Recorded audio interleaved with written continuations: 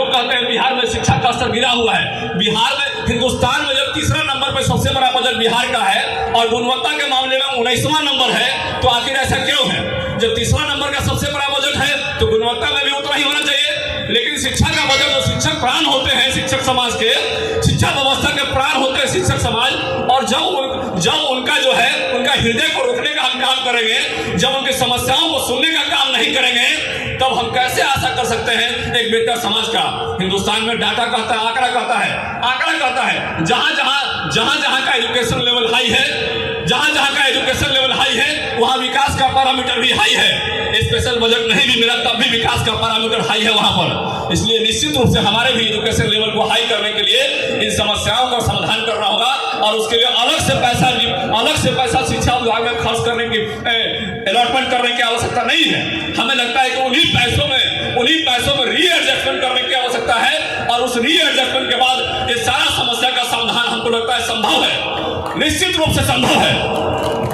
राजकर्मी के दर्जे की बात करें, गेस्ट टीचर को मैं देखता हूं तो मेरे अंदर बहुत अंदर से मन आक्रोशित हो जाता है।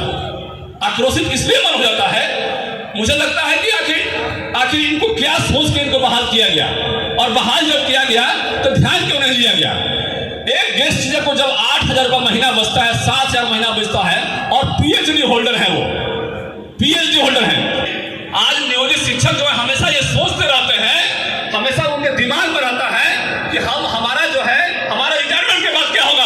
हमारे बीच विद्या बाबू आए हुए हैं, मैं विद्या बाबू के कार्यक्रम में, रिटायरमेंट के कार्यक्रम में, विदाई समारोह में गया, जहानाबाद में गया था। करीब 1000 शिक्षक वहां पर उपस्थित थे, लेकिन मैं 6 घंटा 7 घंटा के दौरान मैं पूरे कार्यक्रम में हजारों लोग उनको माला पढ़ाए, लेकिन उन माला पढ़ाने के क्रम में मैंने कभी नहीं देखा कि उनके चेहरे पर खुशी है।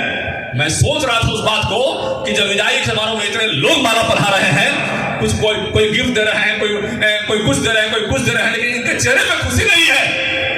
मुझे यह महसूस हुआ ये चेहरे पर इसलिए खुशी नहीं है क्योंकि सरकार की जो नीति है उस कारण से आज के बाद ये रिटायर्ड हो चुके हैं, और रिटायरमेंट के बाद कोई व्यवस्था नहीं है। परिवार चलाना है, बच्चों को देखना है, बहुत सारी व्यवस्था होती है। कई ऐसे जगह मिले जहां पर इन समस्याओं को हमको सुनने को मिला, और बहुत भावुक मन से शिक्षक समाज में हमको ये बात मिला। उन समस्याओं को दूर करने के लिए हमको आगे आने की आवश्यकता थी, उन पर काम कम किया गया। हमें लगता है इन सारी समस्याओं पर चर्चा, डिबेट करना जरूरी है। सदन में मजबूती से इन बातों को रखना जरूरी है। आखिर हम पूछते हैं कि उत्तराखंड में जब राजकर्मी का दर्जा मिल सकता है, आखिर हम पूछते हैं अन्य राज्यों में राजकर्मी का शिक्षकों को दर्जा मिल सकता है, बीजेपी शासित राज्यों में राजकर्मी का दर्जा मिला हुआ है, कई राज्यों में, कांग्रेस शासित राज्यों में मिला हुआ दर्जा, तो निश्चित रूप से नेशनल एजेंडा नहीं है। और जिस दिन राजकर्मी का दर्जा हमारे शिक्षक समाज को मिल जाएगा तो उनके 90% समस्याओं का समाधान हो जाएगा, और हमें इस पर गंभीरता से विचार करने की आवश्यकता है और लड़ने की आवश्यकता है।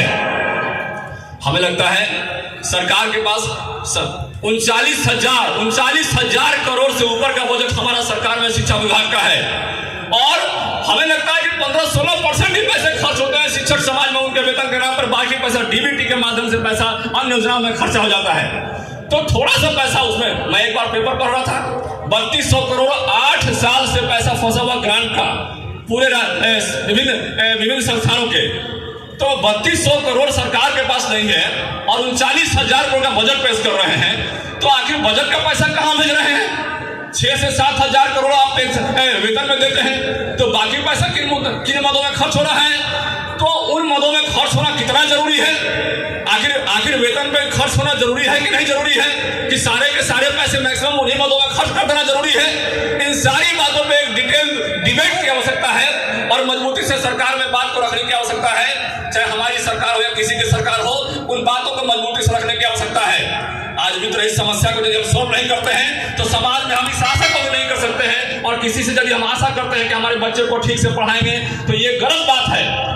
एक सुपरवाइजर का पेमेंट 10,000 मिलता है, और गेस्ट टीचर का पेमेंट हम देखते हैं, और एक वित्त कॉलेज के शिक्षक का पेमेंट देखते हैं, दोनों का पेमेंट एक सुपरवाइजर से कम मिल रहा है। ग्रांट की राशि आएगी तब जाके पूरा परिवार चलेगा, ग्रांट की राशि आएगी तब बेटी की शादी होगी, ग्रांट की राशि आएगी तब जाके घर बनेगा और सारा परिवार का देख रेख होगा। और ग्रांट के ये इतना लंबा चक्कर है ग्रांट का, मैं देख रहा हूँ कि 7-8 साल से वो चक्कर फंसा हुआ है, कोई ना कोई कारण से फंसा दिया जाता है। चाहे कोई भी कारण हो। ऐसा नहीं है कि मैं मगध यूनिवर्सिटी की बात कर रहा हूँ, वीर कुंवर यूनिवर्सिटी की बात कर रहा हूँ, सारे जगह मैं देख रहा हूँ कि यही चक्कर चल रहा है। कहीं एक जगह का समस्या हो, चलिए उस यूनिवर्सिटी की समस्या है भाई, लेकिन ये एक जगह की समस्या नहीं है। इसका मतलब है कहीं ना कहीं हमारी मंशा पे सवाल है कि हम करना क्या चाहते हैं। कहीं ना कहीं हमको लगता है, कहीं ना कहीं हमारे अंदर का वो चीज देखना होगा, हमको हमारे अंदर झांकना होगा कि हम चाहते क्या हैं। हम क्या चाहते नहीं है कि शिक्षक समाज में एक बदलाव हो, हमारे बीच एक अच्छा स्टूडेंट निकले पढ़ के। जब हम ऐसा सोचते हैं तो हमें इन चीजों पर गौर करना होगा, विचार करना होगा और इन पर बदलाव लाने की आवश्यकता है, बदलाव लाने की आवश्यकता है। हमारे बीच हमारे कई माननीय बैठे हुए हैं, उनसे भी हमारा आग्रह रहेगा कि आप इन चीजों पर विचार करिए और हमारे शिक्षक समाज में जो भयकम होते जा रहा है, भयकम बढ़ते जा रहा है, उस भयकम को रोकने का काम हमें करना है। और यदि हम नहीं रोके तो आने वाला समय जो है ये बहुत गलत होगा और हम जो है एक बेहतर समाज की एक कल्पना नहीं कर सकते हैं।